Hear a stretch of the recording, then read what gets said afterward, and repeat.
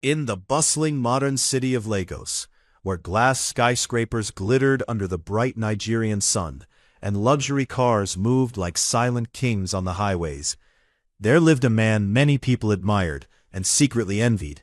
His name was Obinna Ekene. At just 30 years old, Obinna had already become one of the richest young billionaires in Nigeria. His companies built massive skyline towers across cities like Abuja, Port Harcourt, and Lagos itself.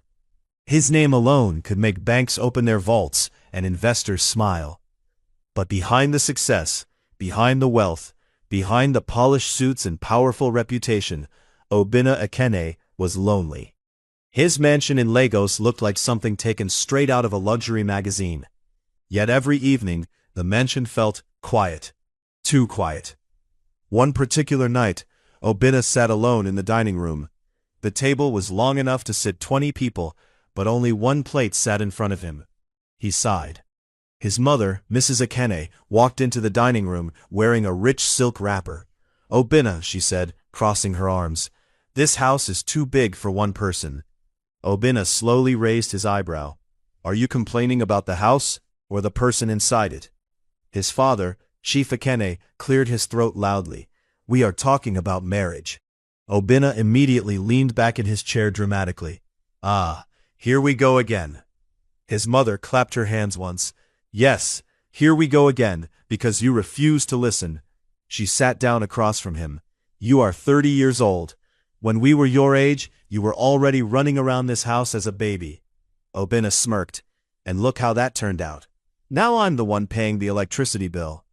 His father almost laughed, but quickly covered his mouth. His mother shot both of them a deadly look. "We are serious, Obinna." She leaned forward. "You must marry Susanna." At the mention of the name, Obinna sighed like a tired man who had heard the same story for 10 years. Susanna was the daughter of another powerful wealthy family, beautiful, elegant, and always dressed like she had just walked out of a fashion magazine. But Obinna knew something his parents refused to see. Susanna did not love him. She loved his money. As if summoned by the sound of her own name, Susanna walked into the dining room that same moment. She wore a tight red designer dress that hugged her body like it was afraid to let go. "Good evening, everyone," she said sweetly. Obinna stared at his food. "Evening." Susanna sat beside him and slowly placed her hand on his arm. "Obinna," she said softly, "I was thinking, maybe we should go on a trip together. Paris, perhaps?" Obinna calmly removed her hand from his arm. "Susanna, I run construction companies. So? My idea of a trip is inspecting cement and shouting at engineers." His father burst out laughing. Susanna frowned. "Obinna, you always joke about serious things." Obinna looked directly at her. "Because the serious things you talk about are not serious to me." The room went quiet. Susanna forced a smile. "Well, you'll change your mind eventually." Obinna shrugged. "We will see." Across the city, far away from luxury mansions and expensive dinners, lived someone whose life was completely different. Her name was Munachi. She was 20 years old, with glowing caramel skin and curly hair usually tied in a messy bun. Her smile could brighten an entire street, and her laughter was so contagious that even angry people sometimes forgot why they were angry. Munachi was known in her neighborhood for two things: her dramatic personality and her dangerous sense of humor.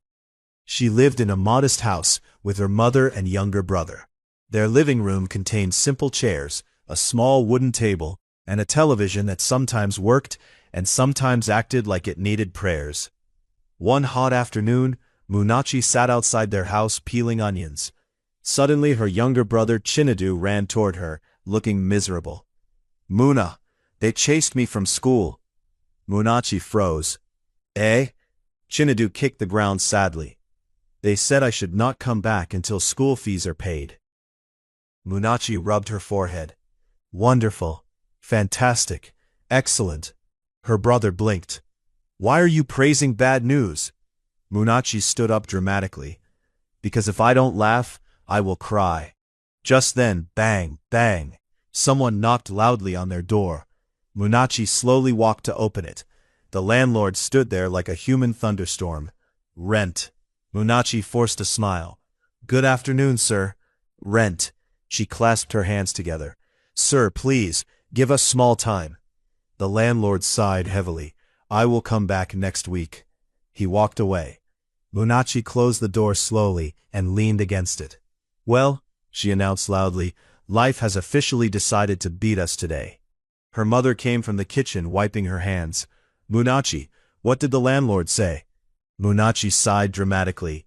He said if money doesn't appear soon, we might start sleeping under the sky. Her brother gasped. Munachi patted his shoulder. Relax. If we sleep outside, at least the rent will be free. Her mother couldn't help laughing. Even in hardship, Munachi still found a way to make people smile. But that night as she lay on her small bed, staring at the ceiling, she whispered softly, I must find a way. And that decision would soon change her life forever. The next morning, the sun rose slowly over the busy streets of Lagos, but inside a small, modest house, in a quiet neighborhood, Munachi woke up with determination burning inside her chest. She jumped out of bed like someone who had just received a divine idea. Today, she announced loudly. Her younger brother Chinedu jumped awake in fear. Who is chasing us? Munachi pointed at him dramatically. Poverty. Her mother laughed from the kitchen. Munachi, you and your drama. Munachi tied her curly hair into a messy bun and grabbed a small notebook. I have a plan, she said proudly. Her mother looked curious. Another one of your plans? Munachi nodded confidently. Yes, and this one will not involve borrowing salt from the neighbor. Later that morning, Munachi walked around the neighborhood thinking deeply. Suddenly she stopped. Across the road stood a huge construction site. Tall cranes stretched into the sky, and hundreds of workers moved around carrying cement, iron rods, and bricks. Munachi watched carefully. One worker wiped sweat from his forehead. Ah, I'm hungry.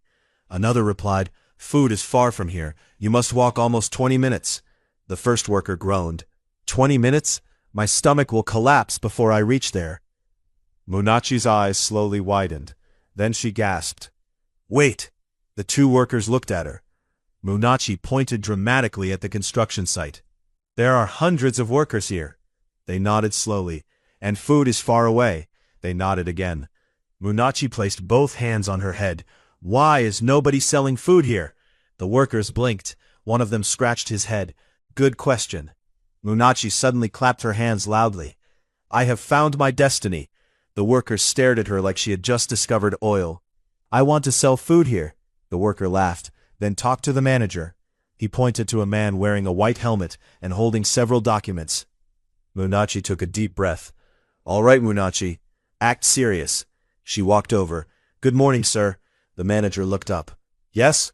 Munachi spoke quickly. Sir, I noticed that workers here walk far to buy food, and that wastes time and energy.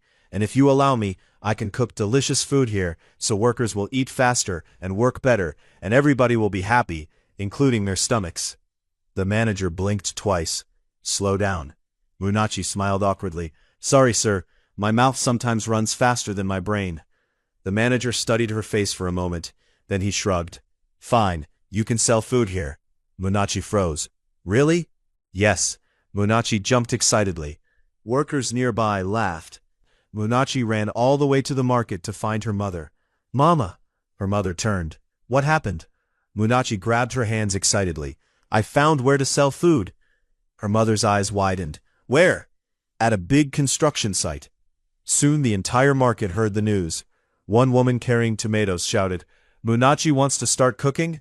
Another man laughed. That girl can cook very well. Soon something beautiful happened. People began helping her. One woman handed her a bag of rice. Take. Another gave tomatoes. A man added beans. Someone else brought cooking oil. Munachi looked overwhelmed. Ah, if I become rich tomorrow, I will build statues for all of you in this market. Everyone burst into laughter. One old woman said jokingly, Just make sure the statue makes me look young. Munachi replied instantly, Don't worry, Mama. I will remove 20 years from your age. The market erupted with laughter again. The next morning, Munachi set up a small wooden kiosk beside the construction site. She placed her pots carefully. Soon the smell of jollof rice, beans, and fried plantains filled the air. One worker sniffed the air. "Who is cooking heaven?" Another replied, "I don't know, but my stomach has already sent a message to my brain." Soon workers began gathering around. Munachi smiled proudly. "Welcome! Food that will make you forget your ex-girlfriend." A worker laughed loudly. "Give me 2 plates." Another said, "If the food is not sweet, we will return it." Munachi pointed a spoon at him dramatically. "If my food is not sweet, I will personally escort you to complain to God." Everyone laughed. Soon plates began selling quickly. Workers were amazed. "Ah, this food is sweet."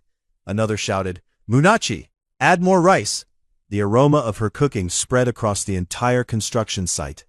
Even workers from other sections began arriving. One worker joked, "If you smell this food, you will forget where your house is." Munachi proudly placed her hands on her waist. "Exactly. My food changes people's destiny." Meanwhile, across the city, inside his luxurious mansion, Obina Ekene sat in his office looking through construction reports. His assistant spoke. "Sir, the new Skyline project is progressing well." Obina nodded. "Good." He stood up. "I will inspect the site tomorrow." Little did he know, that visit would soon change his life forever, because at that same construction site, a dramatic, funny, beautiful food seller named Munachi was unknowingly cooking her way into a billionaire's heart, and their destinies were about to collide in the most unexpected way. A morning sun shone brightly over the busy construction site, where hundreds of workers were already sweating and shouting instructions. But something new had become the center of attention there. A small food kiosk, and inside it stood the lively, dramatic, and endlessly talkative Munachi. She tied her curly hair into her usual bun while stirring a large pot of jollof rice. The aroma floated through the air like a powerful spell. One worker walking by suddenly stopped. He sniffed, then sniffed again. "Munachi," he shouted. "Yes," she replied while fanning the fire. "What did you put inside this food?" Munachi lifted the spoon proudly. "Love, laughter, and small pepper." Another worker joined. "I swear this smell alone has healed my back pain." Munachi laughed. "Wait until you eat it.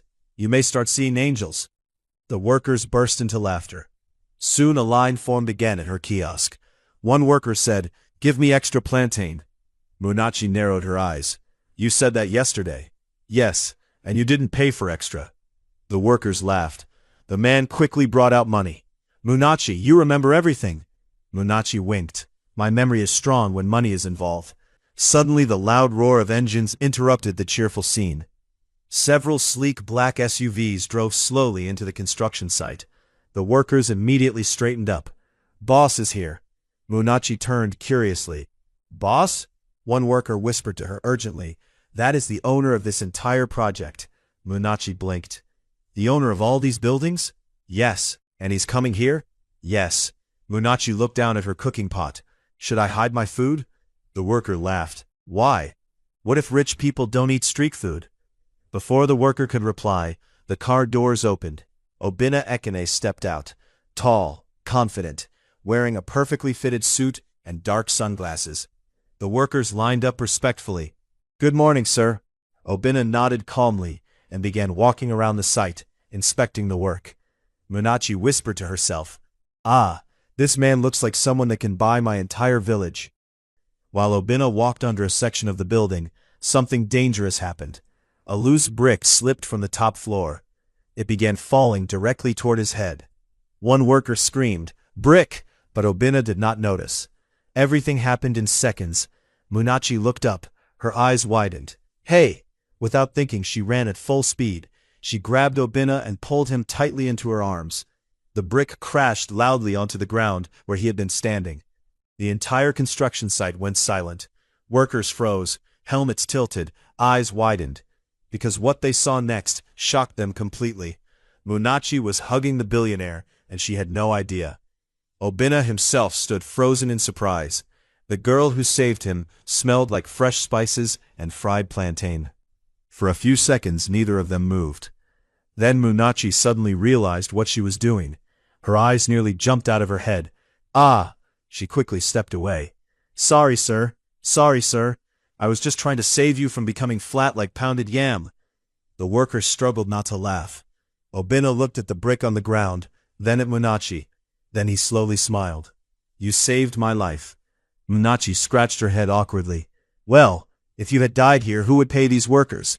Some workers burst into laughter. Obina laughed too. A deep, genuine laugh that surprised everyone. One worker whispered to another, Have you ever seen Boss laugh? The other shook his head. Never. Later, while Obina continued supervising the project, something strange began happening. A delicious aroma floated through the air. He stopped walking. What is that smell? His assistant sniffed. Food, sir. But Obina kept sniffing like a curious detective. The smell was irresistible, warm, spicy, comforting. He followed it slowly until he saw something unexpected. The smell was coming from a small kiosk, and behind the kiosk stood Munachi, the girl who had just saved his life. She was serving food to workers while joking loudly. Next person, one worker said, add extra rice. Munachi stared at him. You said you were dieting. The man replied quickly, my stomach canceled the diet. Everyone laughed. That was when Munachi noticed Obina standing there. She immediately straightened up. Good afternoon, sir. Obina smiled slightly. I want to buy food. Munachi blinked. You? Yes. She placed her hand on her chest dramatically. The richest man here wants to eat from my kiosk? Yes. Munachi leaned closer and whispered jokingly. Sir, are you sure your stomach is strong enough? Obina raised an eyebrow. What do you mean? My food is dangerous. How? Once you taste it, you will keep coming back. The workers burst into laughter. Even Obina laughed again. Munachi served him a plate of jollof rice, fried plantain, and salad. Test first, she said proudly. Obina took one bite, then another, then another. Suddenly he stopped eating. Everyone watched him carefully. Munachi asked nervously, Is it bad? Obina slowly looked up. Munachi. Yes, sir? What exactly did you put inside this food? Munachi folded her arms proudly. I told you, joy and small magic. Obina continued eating. Within minutes, the plate was completely empty. Workers stared with their mouths open. One whispered, Boss finished everything. Another whispered, I have never seen him eat like that. Obina wiped his mouth. Pack more. Take away. Munachi packed another portion for him. When she told him the price was 4,000 naira, Obina simply handed her 200,000 naira cash. Munachi froze. Her eyes nearly left her face. Sir, this is too much. Obina smiled. Keep it. Munachi looked at the money again, then looked at him, then said dramatically, Sir, should I carry the kiosk and follow you home too? Because this money can pay my rent for 3 seasons. Obina laughed loudly as he walked toward his car. Soon his convoy drove away, leaving behind shocked workers, and a stunned Munachi, still staring at the money. She whispered to herself slowly, Did I just sell one plate of food for 200,000 naira? Then she looked up at the sky. If this is a dream, please don't wake me. The workers laughed again, but none of them knew something important had already started. Because that same night, inside his luxurious mansion, Obina Ekene would warm that takeaway food, eat it happily, and realize he couldn't stop thinking about the funny food seller who saved his life.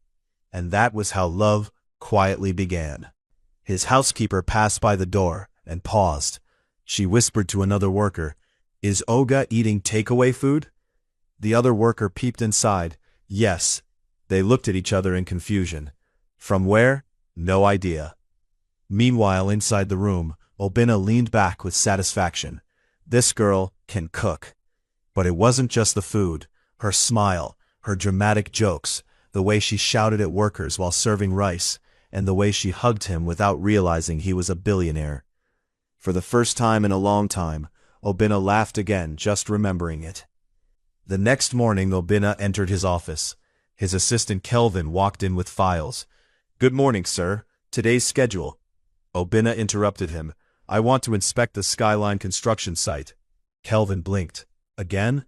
Obina raised an eyebrow. Is there a problem with that? Kelvin cleared his throat. No, sir. It's just that you inspected it yesterday.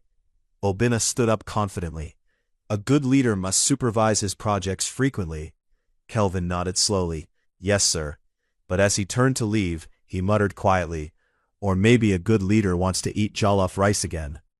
At the construction site, Munachi was already entertaining the workers again. She placed a pot on the fire and shouted, "Attention everybody! Today's jollof rice is even more dangerous than yesterday." One worker laughed. "What do you mean dangerous?" Munachi pointed her spoon at him. "If you eat this food today, you may forget your girlfriend's name." Another worker joked, "That might actually help me." Everyone burst into laughter. Munachi served plates while talking non-stop. "Next person." A worker came forward. "Add more rice." Munachi stared at him. "You are the same person that said you were fasting yesterday." The worker shrugged. "My stomach canceled the fasting." The workers laughed again. Just then, the sound of engines filled the air. The black luxury SUVs returned. Munachi turned slowly. "Oh. One worker whispered excitedly. "Boss is here again." Munachi placed her hands on her waist.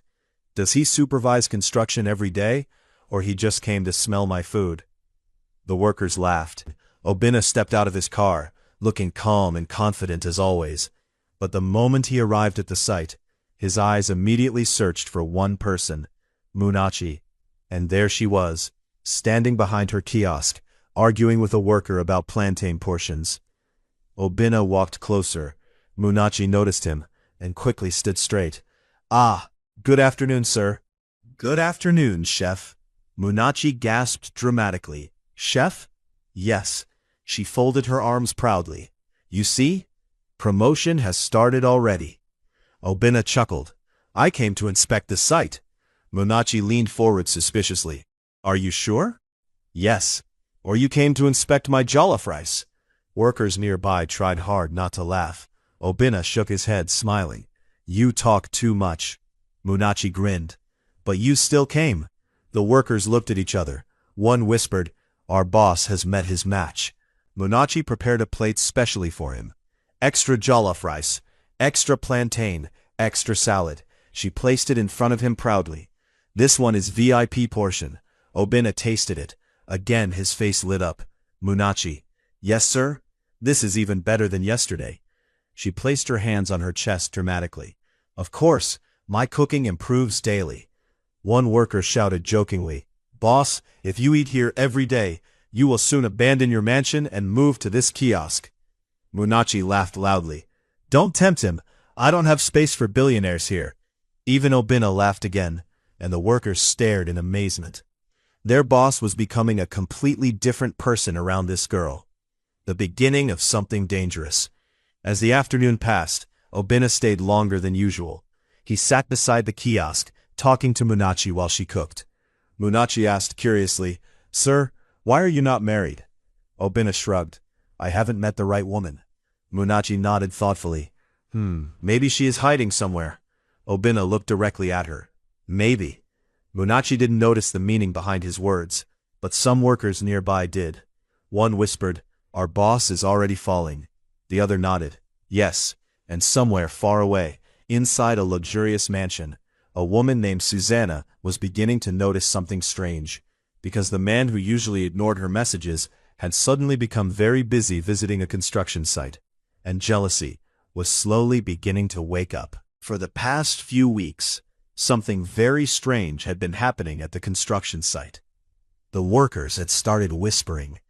One afternoon, two workers stood near Munachi's kiosk watching something unusual.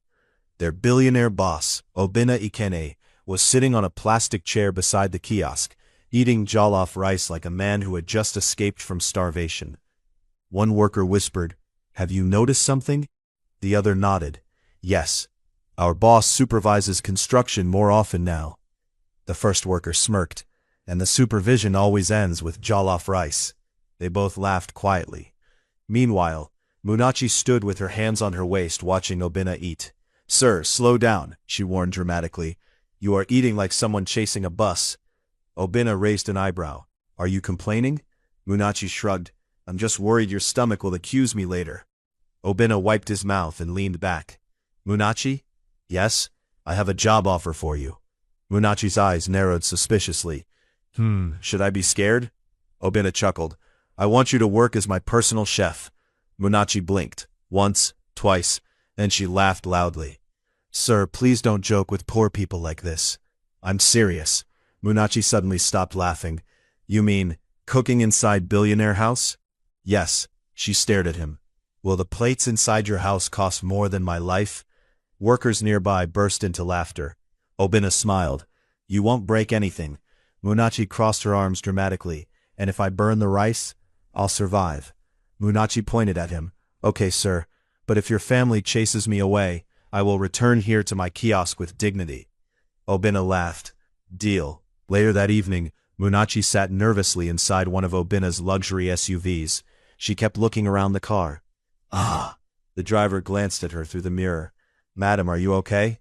Munachi touched the soft leather seat. This seat alone can pay my house rent. The driver laughed. Soon they arrived at Obina's mansion. Munachi stepped out of the car. Then she froze. Her mouth slowly opened. Jesus Christ! The mansion stood tall and beautiful like a palace. Modern glass walls reflected the evening light, while fountains danced peacefully in the garden. Munachi slowly walked toward the entrance. Sir? Yes? Are you sure people live here? Obina laughed. Yes. Munachi shook her head. This house is bigger than my entire street. Munachi whispered, If I shout here, will my voice echo? Before Obina could reply, his parents walked into the living room. His mother stopped immediately. Obina, who is this girl? His father adjusted his glasses and stared curiously. Obina replied calmly, This is Munachi. Good evening, sir. Good evening, Ma. His mother frowned. And why is she here? Obina replied casually, She will be my personal chef. His parents stared at him, then stared at Munachi. His father whispered, You brought a stranger to cook in our house? Munachi raised her hand politely. Sir, I am not completely strange. I come with references from construction workers. Obina tried not to laugh. His mother sighed. Well, we will see. Munachi whispered quietly to herself, God, please let these people like pepper. Susanna arrives. Just then high heels clicked across the marble floor. A familiar voice spoke. Obina, I came to. It was Susanna. She stopped when she saw Munachi. Her eyes narrowed instantly. Who is this? Obina replied calmly, My chef. Susanna laughed sarcastically. From where? Munachi smiled politely. From planet Jollof Rice. Obina almost choked, trying not to laugh. Susanna walked closer, studying Munachi from head to toe. Then she leaned forward and whispered coldly, Stay away from my man. Munachi blinked. Then she whispered back politely, Madam, I only came with cooking pots, not husband. Obina burst into laughter. Susanna's face turned red. The next morning, Munachi entered the mansion kitchen. She nearly fainted. Ah! The kitchen was bigger than her entire house. Modern ovens, shiny countertops, expensive cooking equipment. Munachi placed her hands on her head. If I get lost inside this kitchen, please send search party. Then she began cooking. Soon, the magic started. The aroma of jollof rice, stew, and fried plantains slowly filled the air. It traveled through the mansion like a sweet invitation. In the living room, Obina's father suddenly sniffed. His mother sniffed too. What is that smell? They both stood up immediately. Let's check. They walked into the kitchen. Munachi turned around. Good afternoon, sir, Ma. But before she could finish talking, Obina's father spoke urgently. Is the food ready? Munachi blinked. Not yet, sir. His mother protested. We cannot wait. Munachi laughed nervously. But it's still cooking. His father waved his hand. Serve it like that. Munachi quickly fetched plates. Soon, they were both standing in the kitchen, eating like people who had just discovered food for the first time. Just then, the door opened. Obina walked in. He froze. His parents were eating inside the kitchen like children. His father pointed at the pot. Come and eat. Obina laughed and joined them. They ate happily together. Suddenly, Susanna walked into the kitchen. She froze. Obina, his parents, all standing in the kitchen eating food happily. Susanna frowned. What is going on here? Munachi smiled sweetly. Madam, happiness is going on. Susanna looked furious, but the delicious aroma of Munachi's food kept filling the house. Even Obina's parents began smiling more, and for Susanna, that aroma felt like mosquito spray chasing her away. Her jealousy had just begun. Days passed, but inside Obina Ekene's mansion, everything had changed. The once quiet, cold, overly serious house had become alive. Laughter echoed through the hallways. The kitchen became the most important room in the mansion, and at the center of it all was Munachi. Love growing in silence. Obina found himself drawn to her more and more every day. Sometimes he would stand quietly by the kitchen door, just watching her. The way she stirred the pot. The way she argued with the food like it could hear her. "Don't burn, oh, behave yourself," she would warn the rice. "Who are you talking to?" Munachi didn't turn. "My rice." Obina chuckled. "And is it answering you?" Munachi shrugged. "If it burns, it means it ignored my advice." Obina laughed softly. Then his expression slowly softened. "Munachi." She turned this time. "Yes, sir?" His voice dropped. "Stop calling me sir." Munachi blinked. "Eh? Call me Obina." She hesitated. "That one is risky." "Why?" "What if I call you Obina, and your mother appears from nowhere and faints?" Obina laughed. "She won't faint." Munachi smiled. "Okay, Obina." The way his name sounded from her lips, it did something to him. Something deep, something real. But not everyone was happy. Susanna had reached her limit. One afternoon, she stormed into the mansion like a thunderstorm, her heels hitting the floor aggressively. "Obina!" Obina turned calmly. "What is it, Susanna?" She pointed toward the kitchen. "That girl!" Munachi slowly peeked from the kitchen, like someone watching a movie. Susanna continued angrily. "Ever since she came into this house, everything has changed." Munachi whispered to herself, "Yes, because happiness entered." Obina tried not to laugh. Susanna's voice grew louder. "You laugh more. You stay at home more. You ignore me." Obina's face became serious. "Susanna." She froze slightly. "I never loved you." Silence. Heavy silence. Even Munachi stopped breathing. Obina continued calmly. "You wanted my wealth, not me." Susanna's eyes filled with anger and embarrassment. "And her?" she shouted, pointing at Munachi. Obina looked at Munachi. His voice softened. "She makes me happy." Munachi's heart skipped. Susanna scoffed. "A food seller?" Munachi stepped forward slowly. "Yes, a food seller." She crossed her arms. "At least I sell food, not fake love." "You?" "Stop," Obina said firmly. Susanna stared at both of them. Her pride shattered, her jealousy defeated. With one final glare, she turned and stormed out of the mansion. And just like that, she was gone. That night the mansion was unusually quiet again. But this time, it wasn't empty. It was peaceful. Munachi walked into Obina's bedroom, carrying a tray of food. "Your dinner." "Stay," Obina said softly. She paused, then slowly sat beside him on the bed. They looked at each other. The air changed. Heavy, warm, intense. Obina gently held her hand. "Munachi." Her heart began to race. "Yes?" "I don't care where you came from." He moved closer. "I don't care about your past." His voice dropped deeper. "I love you." Munachi's breath caught. "The billionaire loves the girl from the kiosk?" Obina smiled softly. "Yes."